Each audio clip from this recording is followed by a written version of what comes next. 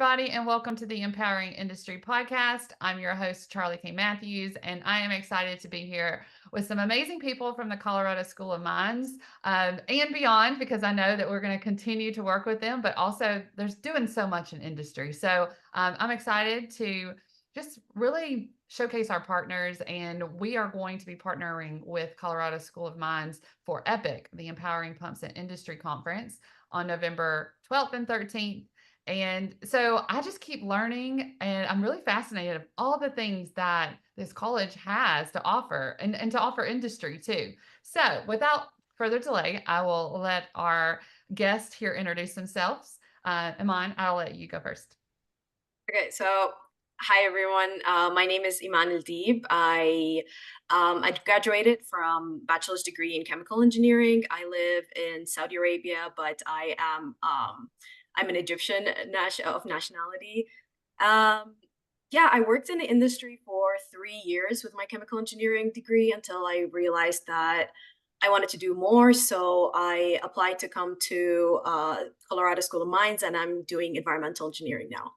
Master's. Awesome. And I'm Tzahi Cath. I'm a professor of environmental engineering at Colorado School of Mines. I've been here close to 18 years now.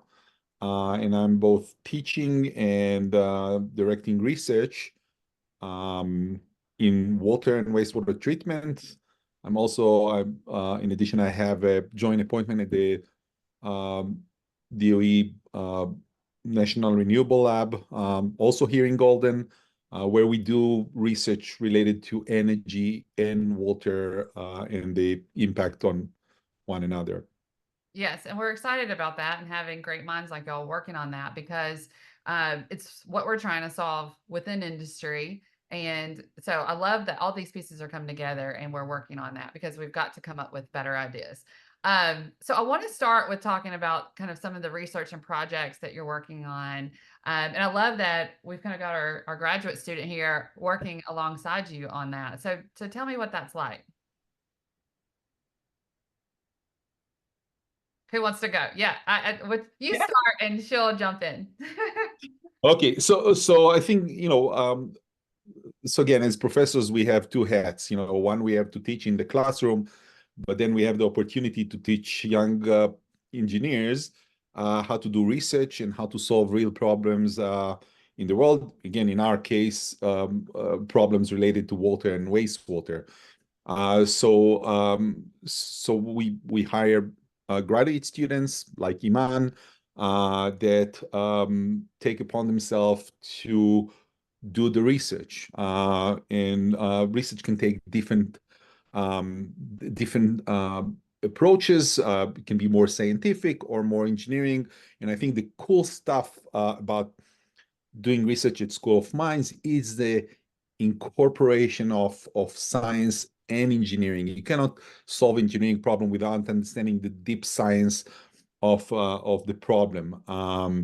In the case of Iman, we're focusing on desalination, and I'll let her explain what exactly she's doing. But we are also doing research related to treating wastewater and turning wastewater all the way to drinking water, bringing to drinking water quality.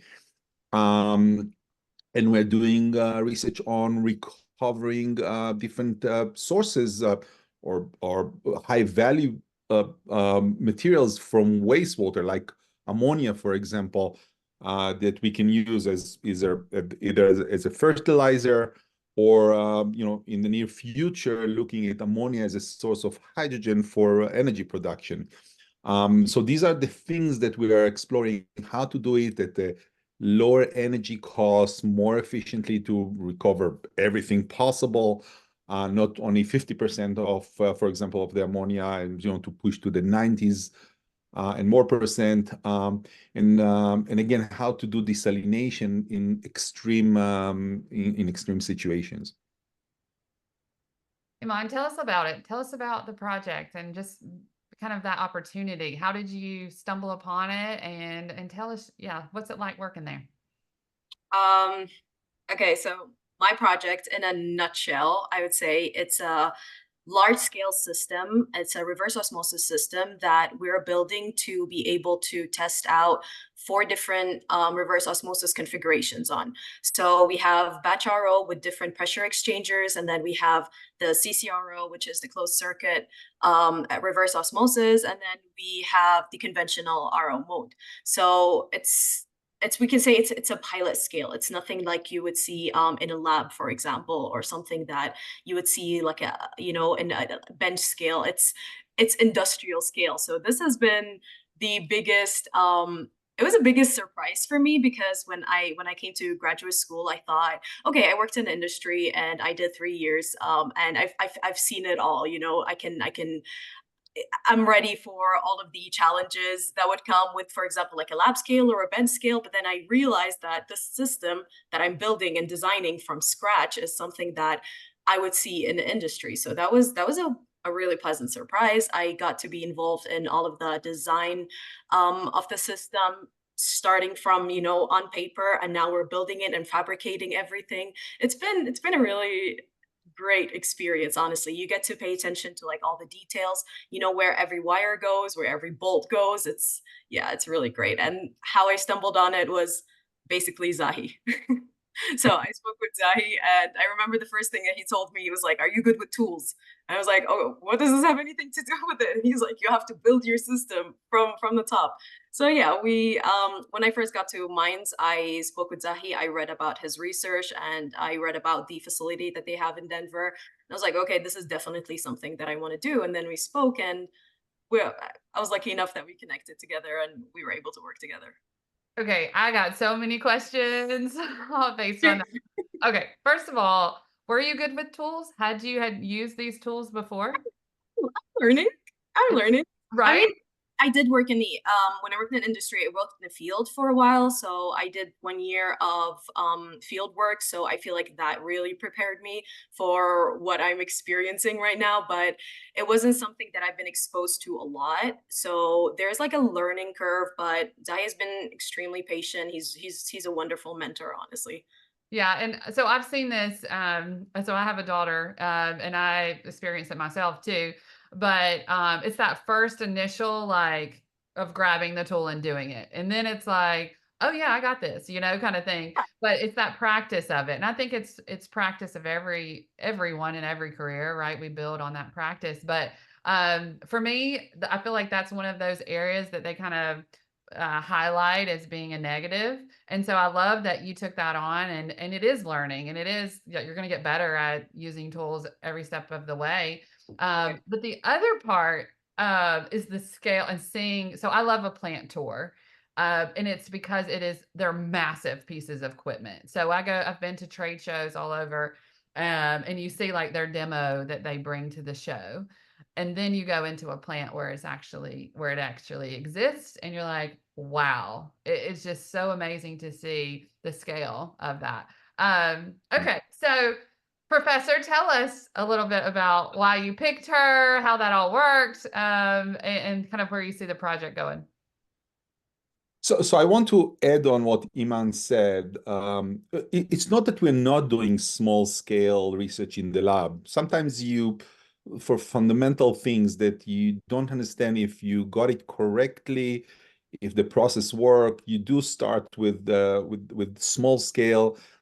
But what we learn over the years is that when you do small scale, sometimes you don't capture everything, and that's why when you start going to slightly lab scale and pilot scale, say, oh wow, it doesn't work like in the small matchbox size flow cell that you tried, and that's also where the interaction with the industry comes into play, because the industry asking, oh, you have a solution to my problem, and we say, yeah, here it works, and they then say, okay, no, but as you said, our plant is huge, is a few million gallons per day. It's like, this small thing doesn't help us. And so that's why over the years we started develop piloting programs with large systems that are sort of the components in the systems are industrial scale components that really gives you the confidence that, you know, we can scale it up to something that will solve problems for industry. And it's not simple because not only that we are working with large systems, we operate also many systems that operate 24/7. So, for example, we have a wastewater sort of a wastewater treatment systems that it's a research facility on campus. They're treating 7,000 gallons per day of student wastewater, which is very interesting wastewater, for 18 years. So for 17 years now.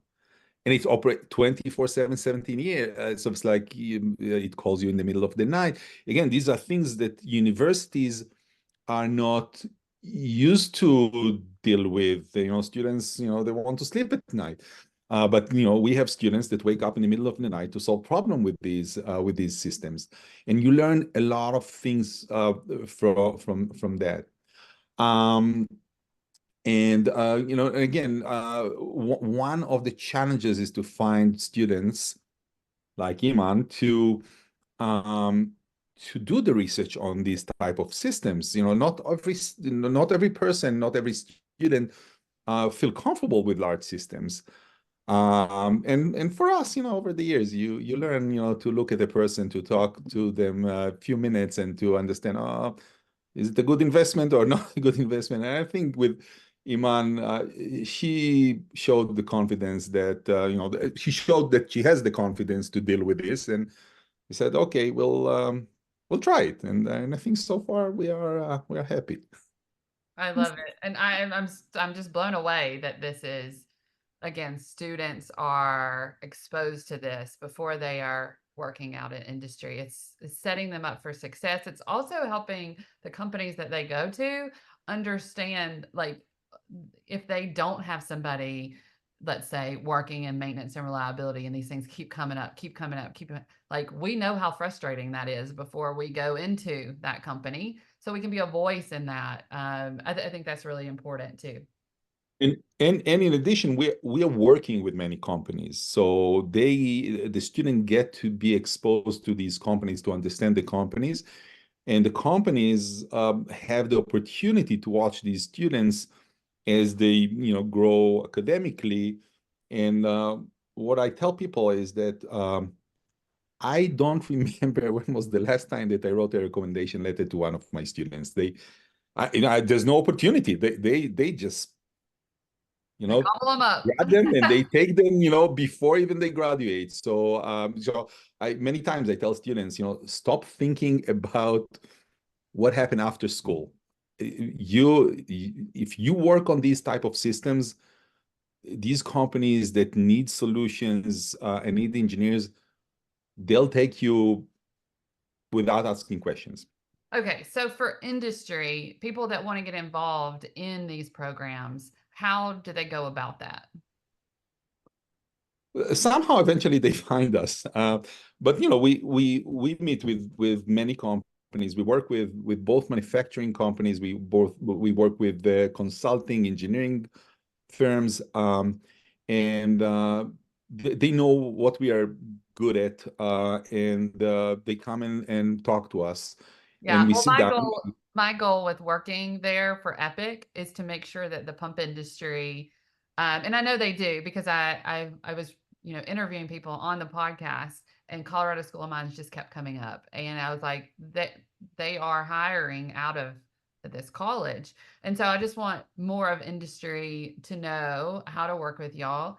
And you're doing a lot of exciting things to get people's attention too. We'll of course do that, but tell me a little bit about the trailer and it going around to different places. How does that work? The DPR, the direct potable reuse trailer. Oh yeah, this was, again, here's example of how you start working with the industry.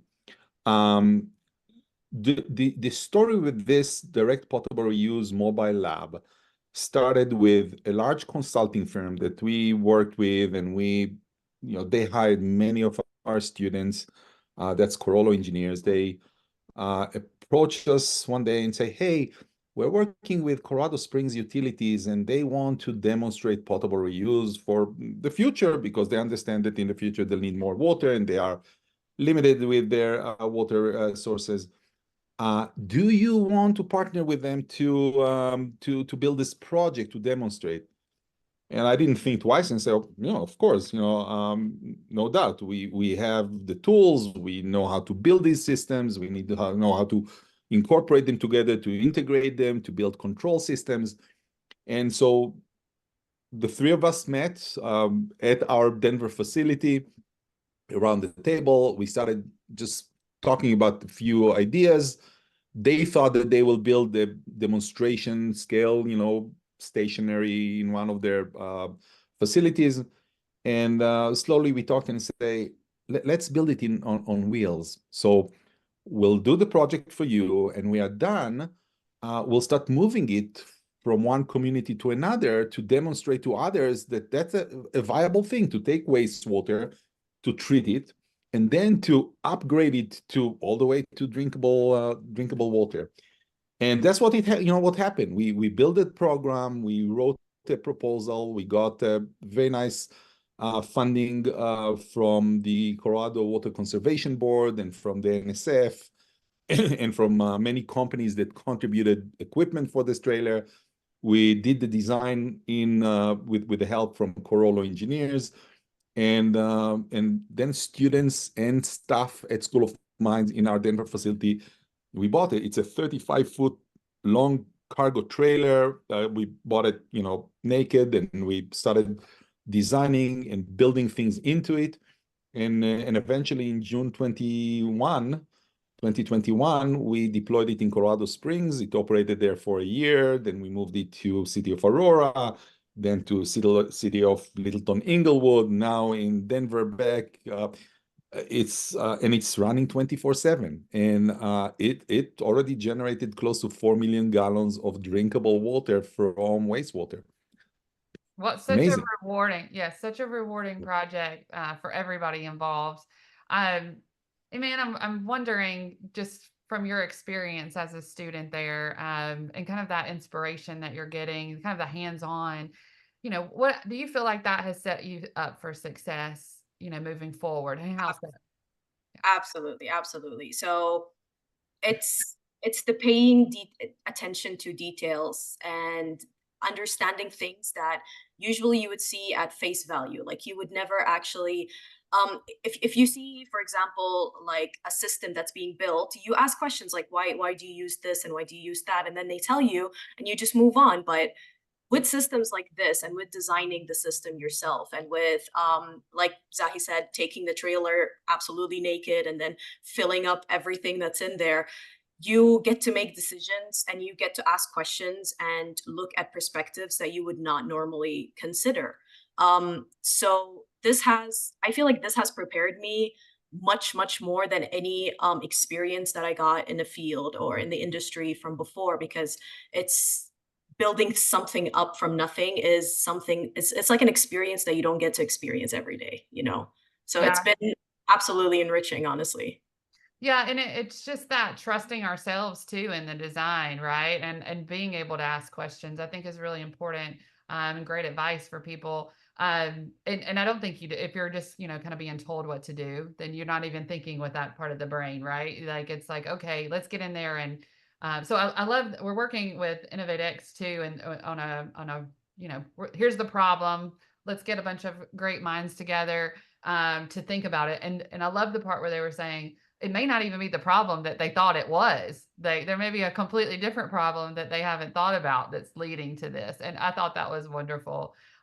So just kind of in closing, I feel like we could talk all day. Y'all are doing so many amazing things, but just from your perspective of this environmental engineering, I think I loved kind of what you said about bringing engineering and science together. I think cutting across in a lot of different fields is important. But just kind of, I'll give you the last word of just kind of what you want to leave your experience there at the college, and what you want people to know about it. I think that the unique thing about School of Mines is first that it's a small school. It's not a mega school, and that means that you have direct access to a lot of disciplines. You know almost everybody in different departments, in mechanical engineering, in chemical engineering, in mining, in petroleum, in material science, and in the more basic sciences like math and statistics. Um, for example, a lot of our processes, they generate a lot of data. Now, what do you do with this data? This data, I tell people, this data has gold and diamonds in them. It's just you have to know how to mine them and figure out that if you know how to process this data, uh, you will find way to improve the processes that you are developing. And so, for example, we are working with statisticians and mathematicians to do just that, to detect, early detection of failure of system. If a company, if a utility managed to, a few hours before something fails, to detect it, think how many hours downtime, they are saving. And I think this ability to bring this type of people together, and again, sometimes you say, oh, these mathematicians, statisticians, their head is completely in a different world. But our mathematicians and statisticians, they understand engineering. They understand, I'm telling them, this is my problem. They know how to translate the problem into a mathematical solution. And I think that's the unique thing at School of Mines. And I think the other thing is what we call the work or the research across scales, from the very small scale to what Iman is doing with largest scale desalination. And we have people that go into a much larger scale of modeling and understanding aquifers and water basins. And that's the unique thing about School of Mines. We have everything on a very small footprint. Man, what do you think? I absolutely agree. I mean, like Tzahi said, the connection with people and being able to meet people from like different walks of life, and they have different fields, and to get to collaborate with them and to collaborate with them effectively is really great. Yeah. I love it. Well, I am so lucky that we get to work with y'all, the college as a whole, and get to meet so many different amazing people that may or may not jump into our industry, but absolutely making an influence on our communities and our world. So excited about this. Y'all share this episode. I'm excited. If you aren't planning to come today to Colorado on November the 12th and 13th, go ahead and make that plan. So you've heard why. Come and network and collaborate with this amazing campus. And so with that, until next time, be empowering.